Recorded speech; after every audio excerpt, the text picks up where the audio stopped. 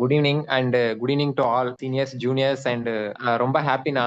ஆக்சுவலா வந்து நான் ஒர்க் பார்த்துட்டு தான் இருந்தேன். பட் சும்மா தான் கிளாஸ் அட்டன் பண்ணுவோம் தான் ஓபன் பண்ணேன். But okay. என்னோட ஸ்பைரல் டேபிள்ல இருந்துச்சு. நான் அதை எடுத்து வச்சு நோட்ஸ் எடுத்துட்டு இருக்கேன். ஓ so okay, very good.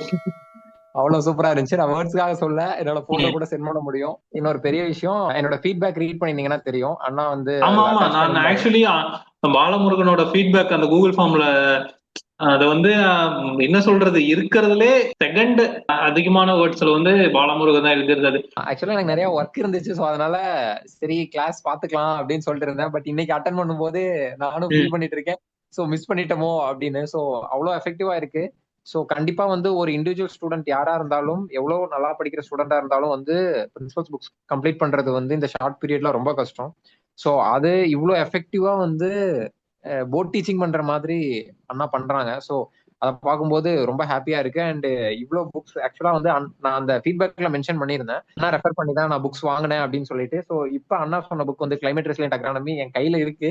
So அது வரைக்கும் நான் நோட்ஸ் எடுத்துட்டு இருந்தேன். ஸோ இப்போ வந்து அதுல பேஜ் நம்பர் நான் நோட் பண்ணிட்டு இப்போ அந்த பேஜ் தான் நான் ஓப்பன் பண்ணி வச்சுட்டு பார்த்துட்டு இருந்தேன். ஆனா ஓகே. இப்போ கிளாஸ் இருக்கிற வரைக்கும் ரொம்ப ஹாப்பியா இருக்கு.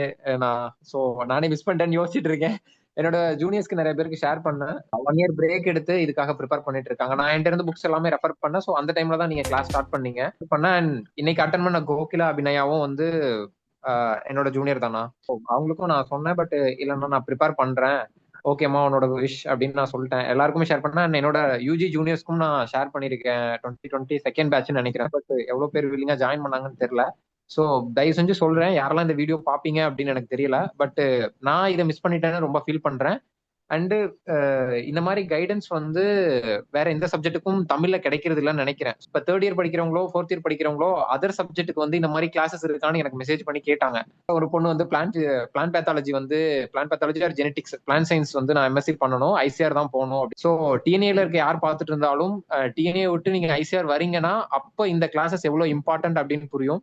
நீங்க கவுன்சிலிங் சீட் ரேங்க் வந்ததுக்கு அப்புறமா கவுன்சிலிங் வந்து ஃபில் பண்ணும்போது உங்களுக்கு அந்த பெயின் புரியும். நம்ம இந்த மாதிரி கிளாஸஸ் அட்டன் பண்ணிருக்கலாம்னு. இப்போ ஃபைனல் இயர் இருக்கிற யாருக்கும் இவ்வளவு இம்பார்ட்டன்ஸ் இருக்காது. பட் நீங்க வந்து ஆக்சிடென்டலாவோ இல்ல இன்டர்நேஷனலாவோ நீங்க பிஜி ஜாயின் பண்ணும்போது அவங்க வந்து கண்டிப்பா வந்து சஃபர் ஆவாங்க. ஸோ தயவு செஞ்சு கிளாஸஸ் அட்டன் பண்ணுங்க. அண்ட் நானே நோட்ஸ் எடுத்துட்டு இருந்தேன். ஸோ அண்ணா வந்து கிளாஸ்ல ஆல்ரெடி சொன்னாரு நோட்ஸ் எடுங்க. நான் வந்து நெட் கிளியர் பண்ணுவேன்னு எனக்கு நம்பிக்கை இல்லை. பட் அதுக்கான ரீசன் என்னவா இருக்கும் நான் இப்போ யோசிக்கிறேன்னா, நான் வந்து லாஸ்ட் இயர் 2025ல வந்து ஐசிஆர் பிஹெச்டிக்கு ப்ரிப்பேர் பண்ணிட்டு இருந்தேன். ஸோ அதுக்கு வந்து ஒரு 2 ஸ்பைரல் வந்து ஒரு கிட்டத்தட்ட 250-500 பேஜஸ் வந்து நான் நோட்ஸ் எடுத்திருந்தேன். அதுதான் வந்து நான் ரிவைஸ் பண்ணிட்டு வந்தேன். ஸோ வேற எதுவும் படிக்கல. அண்ட் அந்த டைம்ல எனக்கு கொஞ்சம் ரிசர்ச் ஒர்க் இருந்ததுனால படிக்க முடியல. அதை தான் நான் ரிவைஸ் பண்ணிட்டு வந்தேன். பட் நான் நெட் வந்து குவாலிஃபை ஆயிருக்கேன். ஸோ தயவு செஞ்சு எல்லாரும் நோட்ஸ் எடுங்க. அண்ணா எல்லா மெட்டீரியலும் ஷேர் பண்ணாலும் பட் வந்து நோட்ஸ் நீங்க வந்து இப்ப நானே நோட்ஸ் எடுத்திருந்தேன். ஸோ நீங்க எடுங்க, ரொம்ப பெட்டரா இருக்கும். எனக்கும் அதுல நிறைய பாயிண்ட்ஸ் ரொம்ப புதுசா இருந்துச்சு. ஸோ அவ்வளோ அண்ணா ரெஃபர் பண்ணி போட்டிருந்தாரு. ஒரு பர்சன் வந்து பிரின்சிபல்ஸ் புக்கே முடிக்க முடியாது. அதை தாண்டியும் அண்ணா வந்து அட்வான்ஸ்டா அந்த ஸ்கிரீன்ஷாட் எல்லாம் போட்டு போட்டோ எல்லாம் போட்டு அவ்வளவு இன்ஃபர்மேஷன் ஷேர் பண்றாரு. ஸோ இதை தாண்டி கொஸ்டின் வர்றதுக்கான பாசிபிலிட்டிஸ் ரொம்ப கம்மி. நானும் ஜாயின் பண்ணலாம்னு யோசிச்சுட்டு இருக்கேன். பட் எனக்கு நிறைய கோர்சஸ் ஒர்க்கும் இருக்கு அண்ட் ரிசர்ச் ஒர்க்கும் புரியுது இருக்கு. புரியுது. ஏன்னா இப்போ ஸ்டூடெண்ட் டோட்டலா அக்ரானமி சாயில் சயின்ஸ் சேர்த்து 71 மெம்பர்ஸ் ஜாயின் பண்ணியிருக்காங்க கிளாஸ்ல. ஸோ அதுல ரெகுலரா அட்டன் பண்றது வந்து ஒரு 15 பேர் தான், மேக்சிமம் 18 வரைக்கும் போகும். அதுக்கு மேல யாரும் அட்டன் பண்றது இல்ல. ஸோ எல்லாரும் இது ஒரு இன்வெஸ்ட்மெண்ட் மாதிரி பண்ணி வச்சிருக்காங்க. ஸோ நம்ம இப்ப கோர்ஸ் வாங்கிட்டோம்னா நம்ம ஃபியூச்சர்ல எப்பனாலும் வீடியோ பார்த்துக்கலாம், நோட்டிபிகேஷன் வந்த உடனே அப்படின்ற மாதிரி எல்லாரும். அப்படி பாசிபிள் கிடையாது. அப்படி யாராவது இருக்கீங்கன்னா இருக்கலாம். தயவு செஞ்சு ரெகுலரா ஃபாலோ பண்ணுங்க. அண்ட் ரெண்டாவது விஷயம் அண்ணா சொன்னது வந்து ரிவைஸ் பண்ணுங்க அப்படின்னு சொன்னாரு. ஸோ அது ரொம்ப ரொம்ப இம்பார்ட்டன்ட். என்னோட ஜூனியர்ஸ்க்கும் நான் அதை சொல்லியிருக்கேன். என்னன்னா நம்ம ஐசிஆர் எக்ஸாம்ஸ் எப்படி இருக்கும்னா 4 ஆப்ஷன்ல 2 ஆப்ஷன் ஈஸியா எலிமினேட் பண்ணிடலாம். ஸோ மீதி 2 ஆப்ஷன் வந்து எலிமினேட் பண்றது ரொம்ப ரொம்ப கஷ்டம். அது நம்ம ரிவைஸ் பண்ணியிருந்தா அது ரொம்ப ஈஸி. எவ்வளவு படிக்கிறீங்களோ நீங்க வந்து 10 பேஜ் படிச்சாலும் அதை ரிவைஸ் பண்ணிட்டு போங்க. அது உங்க ஹேண்ட் ரிட்டன் நோட்ஸா இருந்தா இன்னுமே பெட்டர். அது கண்டிப்பா பண்ணுங்க.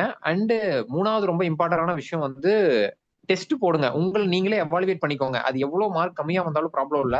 அப்பதான் உங்களுக்கு ஒரு கான்பிடன்ஸ் வரும். அது கம்மியா இருந்தாலும் அதிகமா இருந்தாலும் ப்ராப்ளம் இல்ல. உங்களுக்கு என்ன தெரியுது தெரியலங்கிறது உங்களுக்கு தெரியும். ஒருத்தர் சொல்லி தெரியறதை விட உங்களுக்கே தெரியும். ஓ இந்த சப்ஜெக்ட்ல நம்ம ஃபார் எக்ஸாம்பிள் ட்ரைலாண்ட் எக்கானமில வந்து நம்ம வீக்கா இருக்கும். ஆன்டி டிரான்ஸ்ஃபர்ஸ் பத்தி தெரியல. சோ அந்த மாதிரி ஒரு இது வந்து வரும். நான் இன்னைக்கு மார்க் டெஸ்ட் அட்டன் பண்ணேன். அதுல எனக்குமே நிறைய கொஸ்டின்ஸ் புதுசா தான் இருந்துச்சு. அண்ட் நிறைய சிம்பிளான கொஸ்டின்ஸ் இருந்துச்சு. ஸோ டெய்லியும் மார்க் டெஸ்ட் வந்து நான் இன்னும் டெலிகிராம்ல நிறைய சேனல்ஸ் இருந்துச்சு. நான் பிஹெச்டி என்ட்ரன்ஸ் ப்ரிப்பேர் பண்றது போது ஸோ அதுல எனக்கு ஃப்ரீ டைம் எல்லாம் இருக்கிறப்ப நான் அதுல போட்டுட்டு தான் இருந்தேன். ஸோ அது ரொம்ப ரிவைஸ் பண்ற மாதிரி இருக்கும். சோ அதுவும் பண்ணுங்க. சோ அதுதான் வந்து எல்லாருக்கும் சொல்ற விஷயம்னா. நீங்களும் சொல்லிட்டீங்க. பட் நான் ஆமா, வந்து அதை நம்ம எக்ஸ்பீரியன்ஸ் ஒவ்வொரு பண்ணியிருக்கேன். கிளாஸ்லயும் ஒவ்வொரு வீடியோஸ்லயும், ஏன்னா நான் இண்டிவிஜுவலா பர்சனலாவே ஒரு 10 ஸ்டூடெண்ட்டுக்கு மேல நான் மெசேஜ் பண்ணியிருக்கேன் இந்த வருஷம் பிஜி ப்ரிப்பேர் பண்றாங்கன்னு தெரிஞ்சு. பட் சிலர் வந்து அப்ரோச் பண்றப்போ, பட் நான் ஃபர்ஸ்ட் டைம் அவங்க மெசேஜ் பண்றப்போ நல்லா பண்ணுவாங்க. பட் நம்ம கிளாஸஸ் பத்தி உடனே பெய்டு கிளாஸ் அப்படின்னு சொன்னா அப்படியே பின்வாக்கிடுவாங்க, யாரும் ரிப்ளை பண்ண மாட்டாங்க. இன்ஃபேக்ட் பிகாஸ் நான் அப்படி மெசேஜ் பண்ணி ஒரு ஸ்டூடெண்ட் வந்து கிளாஸ் ஜாயின் பண்ணாங்க. ஸோ ஒரு ஸ்டூடெண்ட் இப்படி பண்றாங்க, அதுக்கப்புறம் அவங்களோட ரெஸ்பான்ஸ் வந்து ரொம்ப சூப்பரா இருக்கு கிளாஸ்ல. ஸோ அப்படி இருக்கப்போ மற்ற ஸ்டூடெண்ட் இந்த மாதிரி யாராச்சும் 10ல ஒருத்தராச்சும் இருப்பாங்க அப்படின்னு பார்த்தா 10 பேருமே எந்த ரெஸ்பாண்டும் பண்ணல இது வரைக்கும். சரி, யாராச்சும் ஒருத்தர் பெனிஃபிட் ஆகுறாங்க அப்படின்னா நமக்கு வந்து பெட்டரா இருக்கும், கொஞ்சம் சந்தோஷமா இருக்கும். நெக்ஸ்ட் வந்து நம்ம ஐஆர்ஐ போறோம் அப்படின்றது வந்து ஒரு பெரிய ஒரு கனவா இருக்கும். தமிழ் அது வந்து அக்ரானமிஸோட அது நானுமே வந்து நிறைய யோசிச்சிருக்கேன். நீங்க இதுக்கு முன்னாடியே பேசியிருந்தீங்க. எல்லா சப்ஜெக்ட்டுக்கும் ஐஆர்எல் வந்து ஸ்டூடெண்ட்ஸ் இருக்காங்க. நான் இப்ப பிஹெச்டி ஜாயின் பண்ணதுக்கு அப்புறம் என்னோட க்ளோஸ் சீனியர் ஒரு அக்கா வந்து இப்ப சிடெக்ல தமிழ் தமிழ் தான் அவங்க. பூங்குழலி ஓகே. அதான் தெரிஞ்சிருக்கும்னு நினைக்கிறேன். சோ அவங்கள்ட்ட நான் தமிழ் கான்டாக்ட் இருந்தா வாங்கி கொடுங்கக்கா. சோ தமிழ் பீப்புள்ஸ் ஹெல்ப் பண்ணுவாங்க. சோ அதுக்காக நான் தமிழ் கான்டாக்ட் கேட்டேன். எக்கனாமிக்ஸ்ல என்னோட ஃப்ரெண்ட் கேட்டான்னு சொல்லிட்டு 2 கான்டாக்ட் வாங்கி கொடுத்தாங்க. ஒரு கான்டாக்ட் தான் அவன் கேட்டா, 2 கான்டாக்ட் கிடைச்சு. பட் அக்ரானமிக்கு அங்க யாருமே இல்ல. சோ அதை நானுமே ஃபீல் பண்ணிருக்கேன்.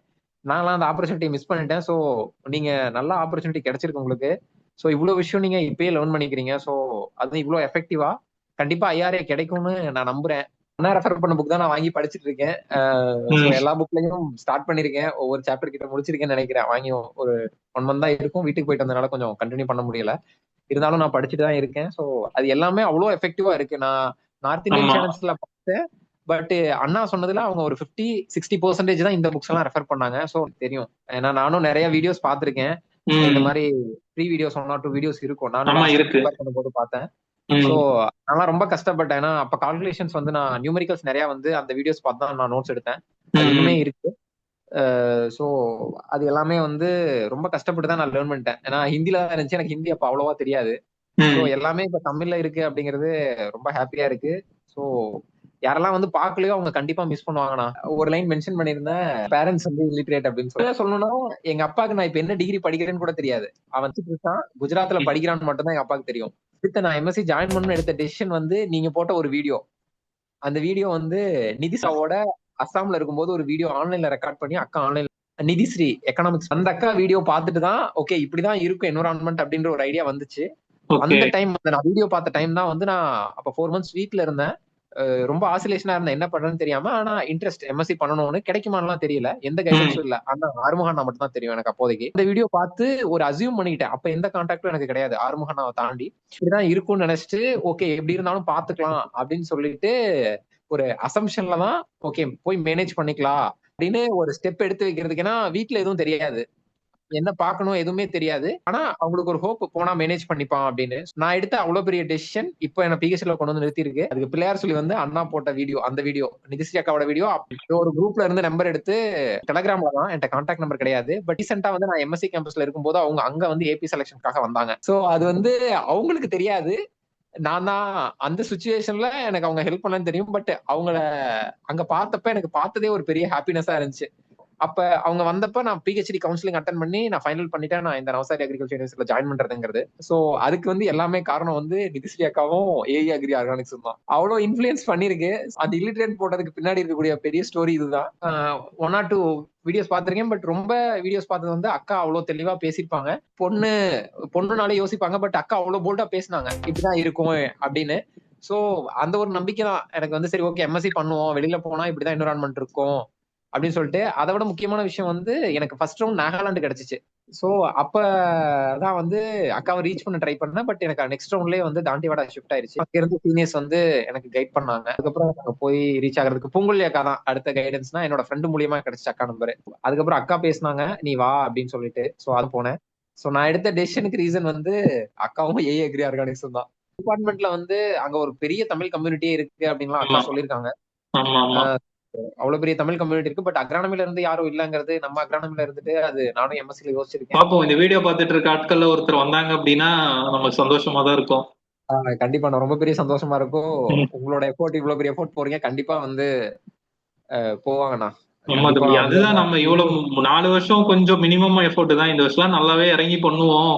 இப்ப இது மட்டும் தானே ஒர்க் அப்படின்னு சொல்லிட்டு நல்ல எவ்வளவு டெப்தா இறங்க முடியுமோ அந்த அளவு இறங்கிட்டேன். நம்ம வந்து ஒரு ஒரு நாளைக்கு வந்து நான் எல்லா குரூப்லயும் மினிமம் 10 மெசேஜ் ஷேர் பண்றேன். எவன் என்ன நினைச்சாலும் சரி. நம்ம இது வந்து ஒரு 4 ஆமாண்ணா. பேத்துக்கு ரீச் ஆகி அது மூலியமா இவன் பெனிஃபிட் ஆகுறானா அதுதான் நமக்கு இம்பார்ட்டன்ட். அதுதான்ண்ணா, அதுதான்.